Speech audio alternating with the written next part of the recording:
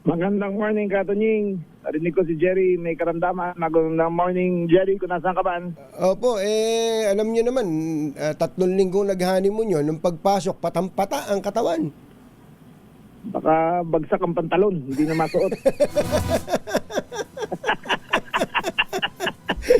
Yan ang hirap yan ang hirap pag wala ka sa huntahan ikaw ang magiging paksa ng kwentuhan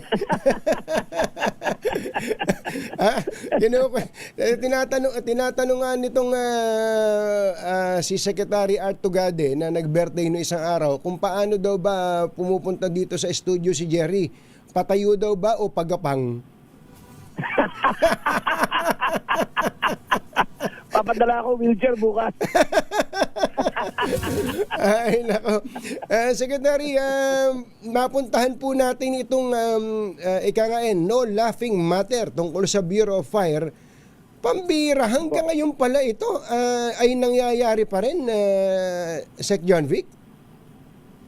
Alam mo, Katunying, ang gobyerno natin, hindi uubra ang memo lang. Hindi uubra ang command conference. Sabi mo, tama na. Yung talkies, walang bisyo yan. Walang bisa. Kaya, minabuti ko na, sabi ko, tama na yan. Ang estimate ko na kinukubra ng fire department every year sa mga negosyo dito sa Pilipinas, lalagpas ng 15 billion pesos. 15 billion. Ano po yun? Ano po yung 15 billion na yun na kinukubra? Ito po ba ay paki-breakdown ninyo? Ano ba yan? Meron tayong katulad ng isang building na huli namin sa Quezon City. Kinikikila nila ng 30 million para sa fire extinguisher pa lang. Meron pang 70 million para sa sprinkler system ng buong building. Mahal yun mahal din yung sprinkler system, ha? Mahal yun. Sila dapat ang mga kontrata. Hindi sila pumapayag na hindi sila. Anak ng baka. Isa pa lang yun. Imagine mo ang 300,000 negosyo dito sa Metro Manila pa lang. Aabot mga 500,000 negosyo. Yung small, medium scale lang tinatamaan ng gusto dito eh. Hardware dyan, beauty salon dito, lahat yan. Law office dyan, papasok ang, para may occupancy permit kayo, papasok ang inspector. Sasabihin, ay, defective na ang ang fire extinguisher. Kailangan palitan niya na, pero kailangan gantong klase. Bibili kayo dito. Ang presyo nila times 2, times 3. Walang yan. Kung bibili ka sa SM.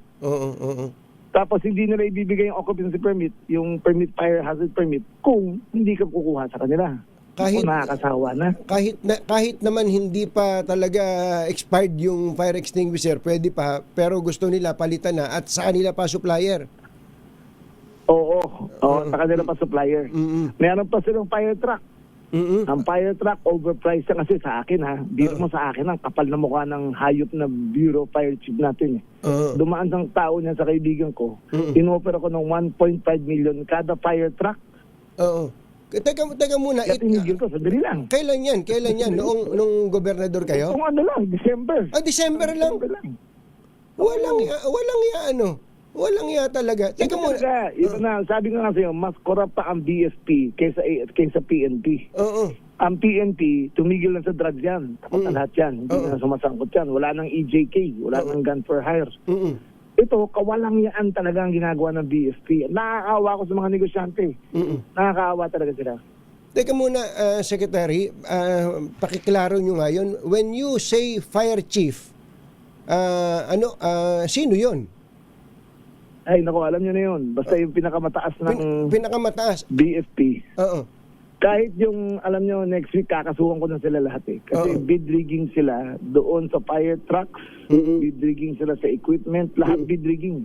Na pinag-aralan na namin talaga eh. Hindi, pero tambak. Ang kapal talaga ng mukha nun, kayo mismo, yung opisina ninyo, ang gustong i-penetrate? Ayun, totoo yan. Totoo yan. Paano po ang naging eksena, Secretary? Ikwento nyo nga sa amin. May birthday party. Isang barkadong malapit sa akin. Pumunta siya. Biglang tinabi ng isang kanang kamay niya, yung barkada ko. Pare sabi ko, check, may 1.5 billion siya kada truck. Walang yan, no? Hindi nyo pinusasan Yung eh. mismo magsasabi sa akin. Siyempre, nung isunod na araw, pinaliguan ko ng mura yung fire chief natin. Ay, sorry Pero galit talaga ako, di ba? Tama, tinitigilan na nga natin yan eh. Tuloy pa rin sila. Ngayon, may case build-up na kami. Pwede na, kakasuhan ko na sila lahat. Pero ngayon po ba, are you firing or relieving the fire chief? Oo, magbibigay. Only the president can relieve the fire chief, pero nagbigay na ako ng mga recommendation. Oo. Hindi, pero alam nyo, nakapangingilabot yung binanggit nyo na 15 billion. That's 15 billion a year? A year.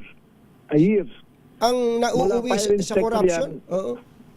Sa corruption. Mula fire inspection, aakyat yan hanggang fire chief. Baka walang matira sa bumbero natin pagka ganun.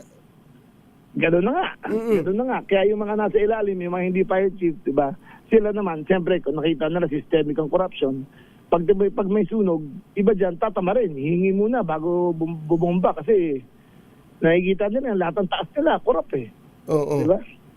Ganyan yun, nakakahawa yan eh. Oo. Nakakahawa. Hindi, saka, Secretary, tama kayo dun eh. If they can get away with their crime, gagayahin ng iba, okay naman eh. Nakakalusot eh. Pero oras na may masampulang kayo, medyo magpepreno yung mga ibang bugok. Ano? Tama. Sumobra na talaga. Na. Bakit po ganun kalakas ang loob kahit na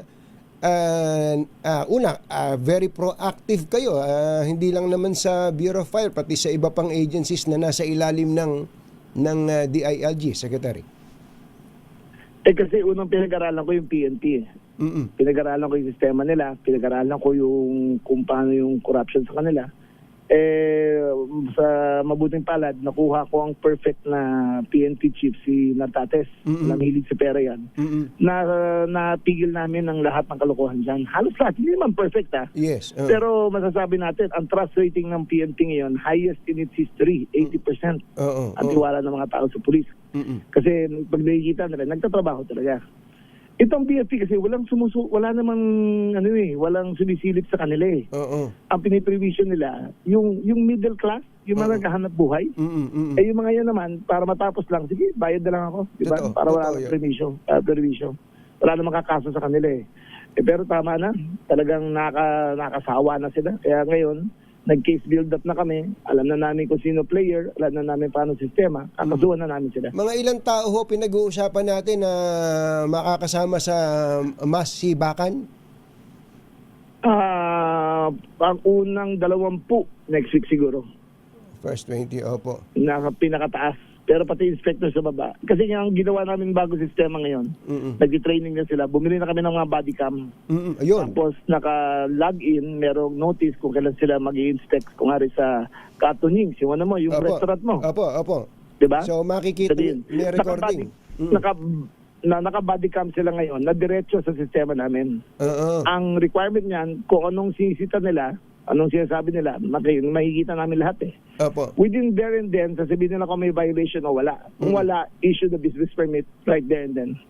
Kailan po ninyo ipoprocure yan at kailan magte-take effect yung may body cam yung mga inspectors? Na-procure na namin. Training ngayon sa Cebu, tsaka NIR, tsaka Mindanao. Training na Metro Manila. So effective Monday next week, naka-body cam na sila. Naku, napakalaking bagay. Alam nyo, pinaligayan nyo ang mga business owners, mga business establishments na ginagawang gatasan ng mga kulokoy dyan sa BFP. Hindi naman natin masasabi na Bureau of Fire lang yan. Ang totoo, sa mga LGU din, pagka pahihirapan ka talaga sa pagkuha ng business permit, building permit, at iba pa. Pero mabuti at natutukan po nyo itong Bureau of Fire. Yung binanggit nyo kanina, parang feeling yata ng Bureau of Fire, wala naman nakatingin eh. Nakatutok kasi sila sa PNP. Ganun na ganun. Ganun. Meron pa silang may racket pa sila na basta gusto mo pumasok ng Bureau of Fire, babayad ka 500,000. Aplikante. Aplikante para maging bumbero? Oo. Anak ng baka, kahit saan Ibang klase talaga. Sabi ko, pinaka-corrupt yan sa lahat ng nasa ilalim ng DILG. Baka naman pero ang gandang headline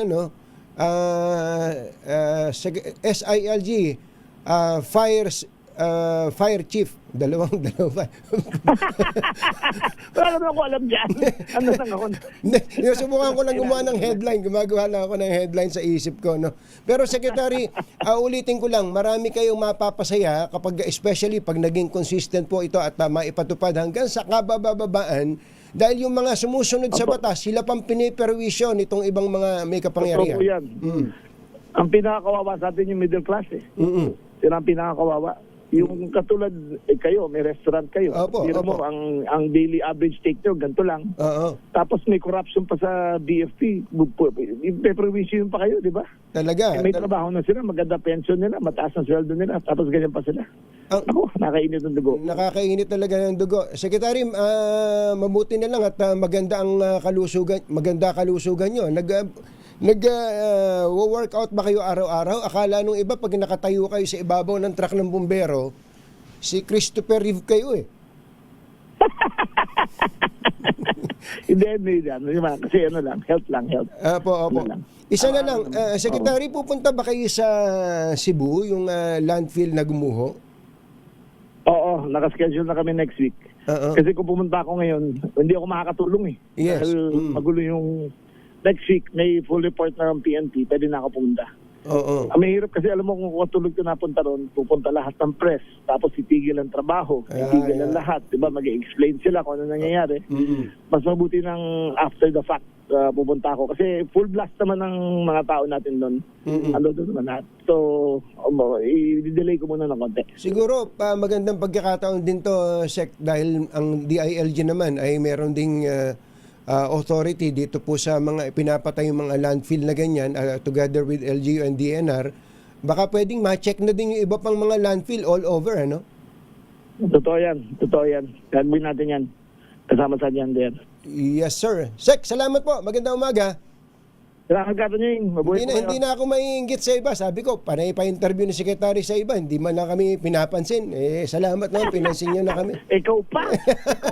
Lahat mo sa akin. Secretary John Vic Rimulya, magandang umaga po. Mabuhay po kayo. Salamat po.